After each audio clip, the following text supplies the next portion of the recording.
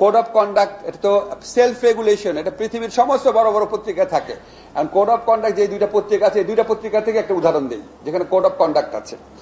Daily স্টারে আপনার আজকের থেকে 13-14 বছর আগে একদম সমস্ত প্রমাণ দিয়ে দিব চাইলে, সেখানে ঢাকা ইউনিভার্সিটির একজন লেকচারার, যেহেতু আইন বিভাগের লেকচারার, একজন স্পষ্ট করে মনে আছে আমার, সে প্রচন্ড খালেদা জিয়ার নামে অনেক আজে বাজে কথা বললো। তারপর ছাত্র দল তার উপর খেপে গেল, তাকে রাখা যাবে না ইউনিভার্সিটি, তার বিরুদ্ধে মিছিল করলো। ডেইলি স্টার তাকে ন্যাশনাল হিরো বানাই দিল। ফার্স্ট পেজে প্রফেসর নাম দেওয়া আসতো, সে হলো লেকচারার, তার নাম লেখা হতো প্রফেসর, প্রত্যেক দিন প্রফেসর লেখা হতো। বিকজ খালেদা জিয়ার বিরুদ্ধে সে বাজে কথা বলেছিল, তারপর ছাত্রদল মিছিল করে তার পদত্যাগ চেয়েছিল। তারপরে যখন তাকে ঢাকা বিশ্ববিদ্যালয় শিক্ষক সমিতি ইউনানিমাসলি প্রত্যেকে একত্রিত হয়ে যখন তাকে ঢাকা ইউনিভার্সিটি থেকে বের করে দিল, এই নিউজটা ডেইলি স্টার ছাপে নাই।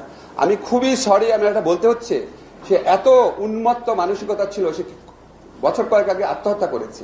এইরকম একটা মানুষকে হিরো বানিয়েছে ডেইলি স্টার। কিন্তু তাকে যখন ঢাকা ইউনিভার্সিটি ক্লাব থেকে বের করে দেওয়া হচ্ছে, ঢাকা ইউনিভার্সিটি ক্লাবের ইতিহাসে প্রথম ইউনানিমাসলি বের করে দেওয়া হচ্ছে, সেই নিউজটাই ডেইলি স্টার ছাপে নাই। জাতীয় বীর যে বানিয়ে ফেলেছিল, এটা হচ্ছে ডেইলি স্টার। একটা উদাহরণ দিলাম। আর হচ্ছে প্রথম আলো, যে পত্রিকা আমি নিজেই লিখি, প্রথম আলোতে আপনারা দেখবেন সুযোগ পেলেই কি আপনার জাফরুল্লাহ চৌধুরী হচ্ছে বিএনপি পন্থী। তা আমি সবসময় সৌরভ আসি বলতাম, ভাই জাফরুল্লাহ চৌধুরী যদি বিএনপি পন্থী, লেখা আছে একবার দুইবার হলো, আমি নিজের চোখে পড়েছি।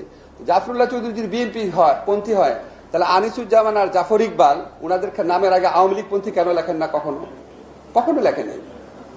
তো এরকম ইনবিল্ট এক ধরনের পার্সিয়ালিটি যদি থাকে, তখন আপনাদের প্রতি মানুষের রেসপেক্ট আসবে না, মনে হবে আপনারা তো একটা পার্টি জানো অংশ। সাংবাদিকতা অন্য জিনিস, একটা দলকে সাপোর্ট করা অন্য জিনিস, কিন্তু আপনি যখন অ্যাডজেক্টিভ ইউজ করেন তখন আপনারা অনেক সাবধান হতে হবে। যেমন আপনি ডেইলি স্টারের জিনিসটা মাহফুজ ভাইকে বললেন